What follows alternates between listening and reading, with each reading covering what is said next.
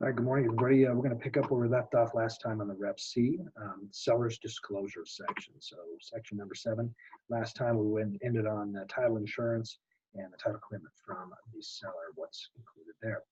Right now, we're going to talk about what's required as a seller for disclosures, and part of this is standard stuff, and then some of it can be negotiated in the other section. So right off the bat, no later than the seller's disclosure deadline referenced in 24A, the seller shall provide to the buyer all the following documents in hard copy or electronic format, collectively referred to as the seller's disclosures. So right off the top, you've got A, which is written seller property condition disclosures for the property completed, signed, and dated by the sellers provided in section 10.3. A lead-based paint disclosure if the property was built prior to 1978. So year built of 1978 or newer does not require this form, but anything older than that does. Commitment for title insurance as referenced in section 6.1. So again, we talked about what's required up above as far as an ALTA homeowners policy, and here it identifies again that that will be included by the seller prior to the seller's disclosure deadline. And a copy of any covenants and restrictions, CC&Rs. This will also be noted if there are any recorded. That should show up on the commitment for title insurance as a recording date, as a recording in the document. So you can compare the two documents to make sure that the copy of covenants that you've received match what's on the abstract of the title policy, so that you know exactly what the encumbrance might be. A copy of any recent minutes, budget, and financial statement for the homeowner association, if there is any. That's important because if there's any minutes that maybe note an increase in fees, a addition to the properties, the common area improvements, or removal of some kind of improvement in the future, that kind of stuff, your buyer is going to want to know that. And of course, as a seller, you're going to want to disclose this information so that it doesn't come to the buyer as some sort of surprise later. Same with the budget and financial statement. If the budget is forecasted to go up, or the recent minutes talk about an HOA fee increasing because of a shortfall in the budget, or strain on the financial statement, something like that, your buyer is going to want to know. As a seller, you're going to want to make sure you disclose that, because if you do know it and you don't disclose it here, you could have some issues later. So make sure you sellers are providing the long-term tenant leases or rental agreements that affect the property not expiring prior to closing. If it expires prior to closing, you do not have to disclose it. It's no big deal. It will just expire and go away. But anything that lasts after the closing date is going to need to be identified and revealed to the buyer. Any short-term bookings, VRBOs, Airbnb type stuff, is also going to need to be disclosed for anything that is in place after the closing. Copy of any existing property management agreements that affect the property, so any monthly fees, that type of stuff. If there's a contract that's going to last specifically past the end of closing, you're going to want to make sure the buyer has a copy of that. And of course, as a buyer, you're going to want a copy of it so you know what obligations you might have to the property management company. Evidence of any existing water rights and or water shares as referenced in section 1.4. So again, if there's water rights or shares being transferred with the property, make sure you get a copy of what exactly they are, so you know what you're going to expect to have transferred at closing. Water rights will transfer with the property. Water shares, however, will need to be a separate stock or share certificate that your buyer is going to retrieve and acquire at closing, and you want to make sure they have that. Oftentimes, culinary water rights will be shut off if you don't have proper water shares to support the property. So you're going to want to make sure if there is some included that you get those at closing and negotiate them here. Because once these deadlines lapse, you may have to procure those on a third-party market or separately through the seller if they're not already included. Any claims or conditions known to the seller that relate to environmental problems or building or zoning code violations are also going to need to be disclosed. So FERPTA disclosure here. So if the seller is a foreign resident selling the property, they must advise this to the buyer in writing so that they know at closing there's going to be some tax withholding from the seller proceeds to accommodate the FERPTA tax withholding requirements. So on the next section here, section 8 is going to be our conditions of purchase. Specifically, First one, 8.1, is the due diligence condition. So you're going to mark here whether it is or is not conditioned upon the buyer's due diligence. Most people are going to mark that it is, but on occasion you get investors or somebody who already knows the property. Maybe it's a tenant who's lived in the property for 2 years and they're buying it. And so part of the negotiations might be that they will mark it is not conditioned upon their inspection or due diligence items because they already know the property well enough. Or as an investor trying to sharpen the offer to get the sale complete, will maybe mark is not. But majority of buyers will mark that it is, and then they'll follow this list of items here. It's pretty inclusive to really anything that's important to the buyer, but most specifically the condition of the property. So roof, walls, foundation, that type of stuff is all going to need to be accounted for at your buyer's discretion. So typically you're going to advise them to get a third-party inspection and do their own research on that, as you're not an inspector or surveyor and that type of stuff. So you make sure that they do that independently. If during the due diligence section your buyer finds some issues that they're not comfortable with, they can either no later than the due diligence deadline cancel REPC by providing written notice to the seller, in which situation earnest money would be released directly to the buyer without requirement for further written authorization from the seller. So if they decide they don't like the furnace or the roof condition or some other issue, they could just cancel, and it's a unilateral cancellation, single party signature, and the earnest money would automatically be released back to the buyer. And they could, however, go ahead and negotiate with the seller to, say, repair this item or replace this item or condition, some other thing. They could change the price, add closing costs, whatever you want to do, but they do have to resolve this in writing. Any objections that they have arising from the due diligence no later than the due diligence deadline. If they do not, they will have deemed to have waived the due diligence condition. So if they don't resolve it and or cancel, they'll have waived that right. In that scenario, the earnest money would become non-refundable based on any due diligence conditions later. So they couldn't come back after that deadline and cancel because of the roof or something there. The next condition that you're going to want to check whether it is or is not conditioned on is the appraisal. So most people are going to mark that it is if it's financed, conditioned upon appraisal. Similar to the due diligence above, they're going to order an appraisal from their lender. The lender's going to actually order it, get the appraisal out, and if there's conditions for repairs, the lender or the appraisal may require that, or if the value meets, exceeds, or comes in low. Those are all things that your buyer and as a seller are going to need to consider. As far as failure to, or as far as canceling, same thing. As long as they cancel, say they get the appraisal back, it comes in low, and they're not happy with the contract terms, they can either cancel the contract or renegotiate with the seller prior to the appraisal deadline. They have to restructure the offer, or just through an addendum, change price, change closing costs, whatever it takes to make everybody happy and move forward. However, if they decide not to cancel prior to that appraisal deadline, prior to the deadline noted in 24B, they are going to have deemed to waive that condition, and they can no longer cancel based on an appraisal condition. So at that point, the earnest money becomes non-refundable. Financing, here you're going to need to mark whether financing is required or whether financing is not required. So the first one would be essentially a cash purchase. The second one is going to be whether they're picking up a mortgage. 8.3BI, buyer's right to cancel before the financing and appraisal deadline. If buyer, in their sole discretion, is not satisfied with the terms and conditions of the loan, they can cancel, they can cancel the REPC by providing written notice to the seller no later than the financing and appraisal deadline, where a certain amount, you can put some amount of money to be deposited, can be released to the seller without requirement of further written authorization from the buyer. So this is a leverage tool that you can use as a buyer. Say in a multiple offer situation, you could put some of that money as non-refundable on the table after the due diligence deadline, but prior to the finance and appraisal deadline. So for instance, if you offer $2,000 earnest money with the contract and put $1,000 right here, after your due diligence, you would forfeit at least $1,000 even if you canceled on the finance and appraisal deadline. That could be appealing to a seller where maybe another offer put 0 in this column and you put $1,000 for your buyer. And then of course, as a seller, you're going to need to consider that in your negotiations. As you see this come across, if that says 0, you got to know that all the earnest money would be essentially refundable to the buyer up through the finance and appraisal deadline based on a finance and appraisal cancellation. So buyer's right to cancel after the finance appraisal deadline, if after the finance and appraisal deadline referenced in 24C, the buyer fails to obtain the loan, meaning that the proceeds of the loan have not been delivered by the lender to the escrow or closing office as required in Section 3.2. The buyer shall not be obligated to purchase the property, and buyer or seller may cancel the REPC by providing written notice to the other party.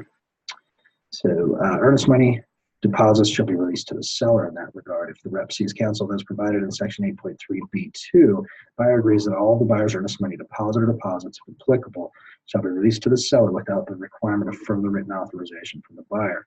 Seller agrees to accept as seller's exclusive remedy the earnest money deposit or deposits, if applicable, as liquidated damages, and buyer and seller agree that liquidated damages would be difficult and impractical to calculate. The earnest money deposit or deposits, if applicable, is a fair and reasonable estimate of seller's damages in the event buyer fails to obtain the loan. So when you're negotiating with your seller, you want to make sure that they're comfortable with the amount of earnest money put on the table should this deal fail, because essentially under this section here, that's the remedy for them if the buyer was to cancel. And so you need to be clear with the seller on what that means and how that's going to impact them. Another section here, 8.4, is additional earnest money deposits. So this is another tool that can be used when you're presenting an offer with a buyer that say at some point, no later than due diligence deadline or the finance appraisal deadline, whichever is later, the buyer will or will not deliver to the buyer's brokerage additional earnest money deposit for X amount.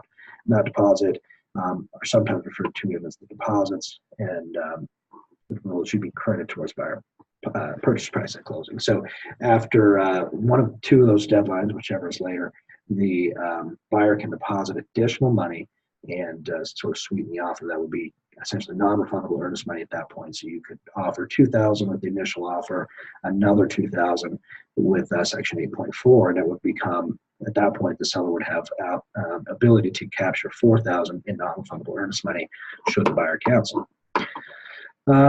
Here, Section 9, you need to mark whether there are or are not any additional addenda to the contract. Always mark whether there is or is not. If there is, you need to specify what type of addendum. If it's just an addendum number, and you've added some closing costs in here for a conventional loan or FHA loan or whatever it is, or other. You can of course have a subject to sell. There's lots of different addenda that you could put in this section. So make sure that you mark that one way or the other. If you don't mark this section here and you do have that included, it can be confusing to the other seller, when you present the offer. Home warranty plan, whether you're going to ask for one to be included, and then it specifies here who's going to pay for it and select it. So you've got it ordered by the buyer or the seller, and then issued by a company selected by the buyer or the seller, and then who's going to pay for this, the buyer or the seller. So who's going to choose it, who's going to order it, and then who's going to pay for it. So make sure that's all specified there. Condition of property and buyer acknowledgments. Buyer acknowledges and agrees the condition of the property. They're purchasing it in as-is condition. So just because they do their inspection and there's a repair needed does not mean that the seller is going to repair it. It's not even that as much as something is as important as, say, the furnace. If the furnace doesn't work, that is not necessarily something the seller has to include, because the buyer here in Section 10.2 is agreeing to purchase the property in its as-is condition. So they need to make sure that if they have a unsatisfactory condition in their due diligence period, that they negotiate that with the seller to be repaired, change the purchase price, upgrade their home warranty, whatever it is that makes your buyer comfortable to move forward. But any repairs are not assumed to be included unless expressly written and included into the contract. So the condition of the property or seller acknowledges.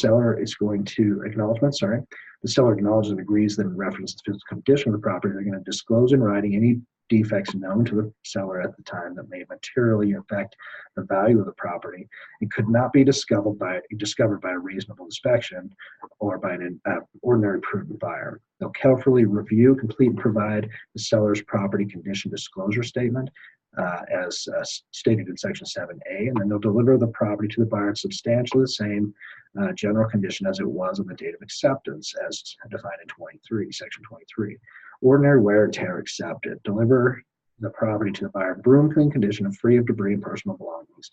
And then E, repair any seller or tenant related moving damage to the property at the seller's expense. So this one's tricky because at closing, which we're going to get to section 11 here in a second, say they're moving a couch out and they bang a hole in the wall. Well, if you don't go do a pre-final walkthrough with the buyer prior to closing, and that is there, it's going to be much more difficult for the seller to make that repair and for you to negotiate that with the seller. So you want to make sure you do this pre-settlement final walkthrough with your buyer no earlier than 7 calendar days. And then as a seller, you're going to make sure you need to allow them to do that. So you're agreeing as a seller that you're going to allow them to come through no earlier than 7 calendar days prior to settlement, and a probably reasonable notice and at a reasonable time so that they can go through the property and make sure that it's in the same condition as it was represented, and that any repairs, etc., have been corrected as agreed. And the failure to conduct a walkthrough inspection or to claim that an item is not as represented shall not constitute a waiver by the buyer of the rights to receive on the date of possession items as represented. So if they were to include a certain item in the property or have agreed to a repair, this section here, you're going to need to pay attention to that because it does not constitute a waiver by the buyer of the rights to receive the date of possession the items as represented. So you should be able to go back and get that handled, but it will be very difficult. Changes during transaction, section 12. Seller agrees that acceptance is provided in section 12.5 below from the date of acceptance until the date of closing.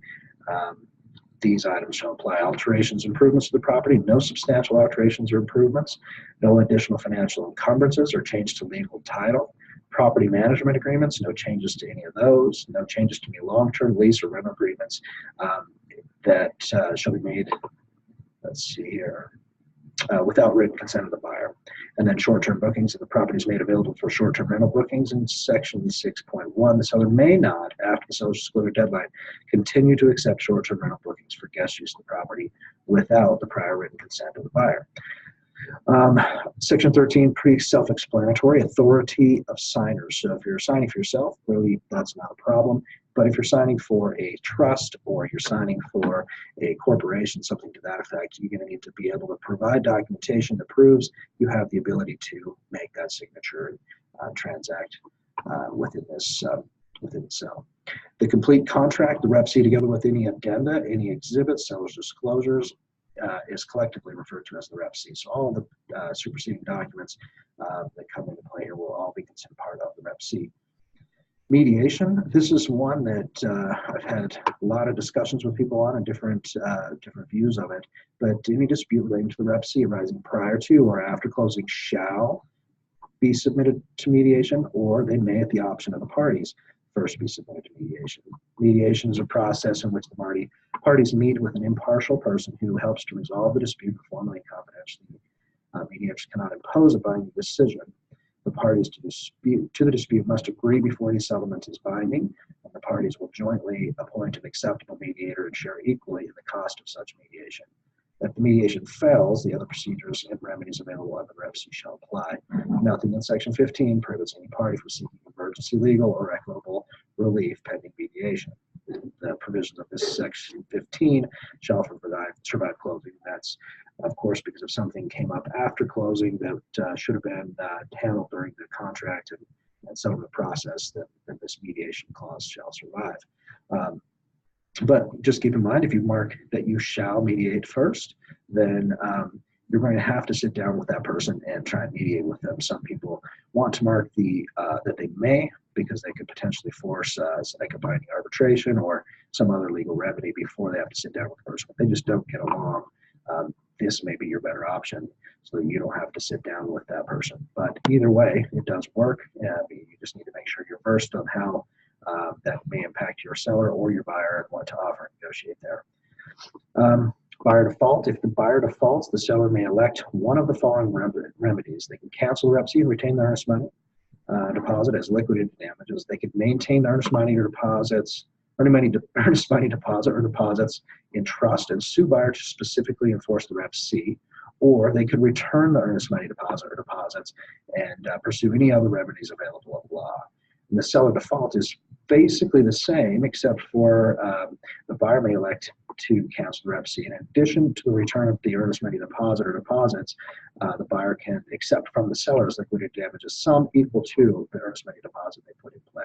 So if they deposited $2,000, the seller defaulted, they could accept their $2,000 back plus an additional $2,000, so they would get a total of $4,000 in return for their burden in the contract. But if they accept that, that is their liquidated damages, and they will need to walk on at that point. They can't pursue any additional options with the seller at that point. So option B would be to maintain the earnest money deposit in trust and then sue the seller to specifically enforce the REPC or sell the property.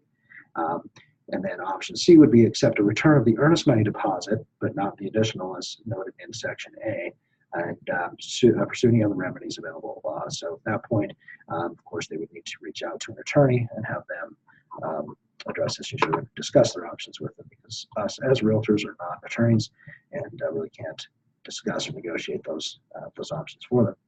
Attorney fees and costs governing law. So if there was any kind of litigation, binding arbitration, the parties would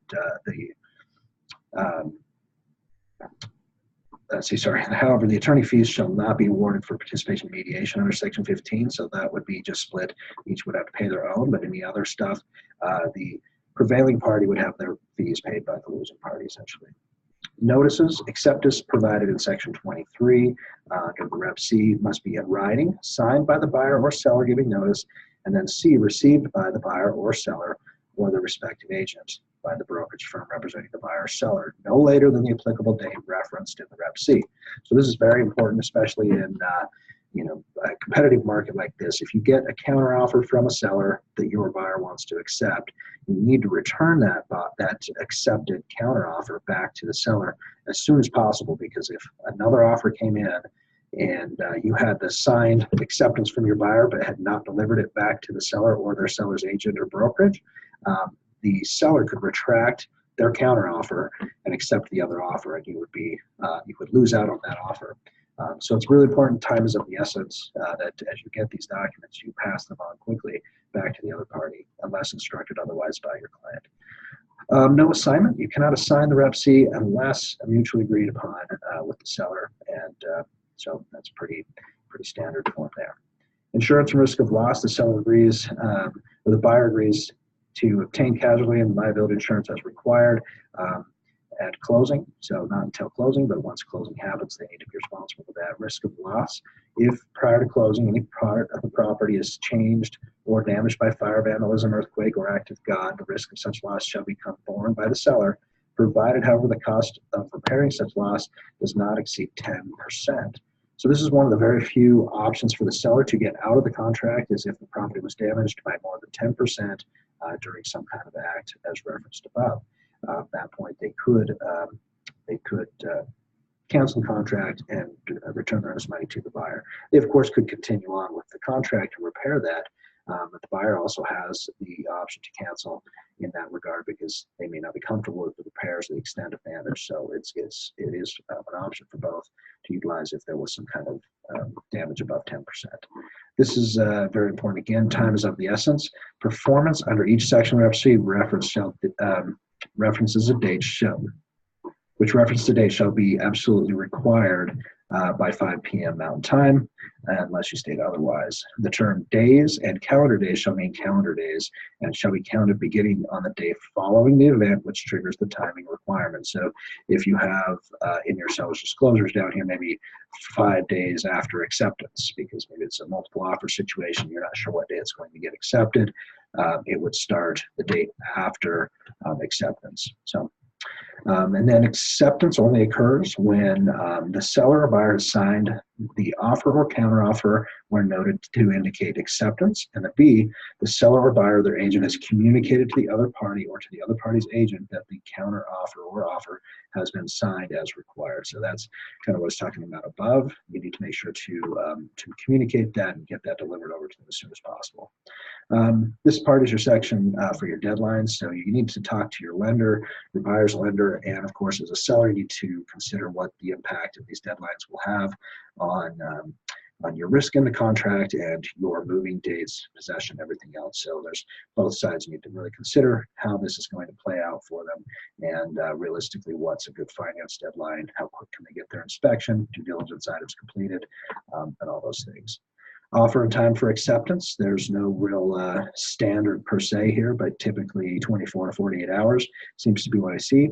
On occasion, you'll see sellers request 3 to 5 days, something like that. If they just went on the market, they may not want to reply to any offers until a future date to get as many people through the property. Of course, you can have the buyer sign and date here. If you're using an electronic signature, it's embedded in the signature, so you don't have to put a separate date there. But of course, you need to have, if there's 2 people on the contract, both parties need to sign that, and then, of course, initial each page.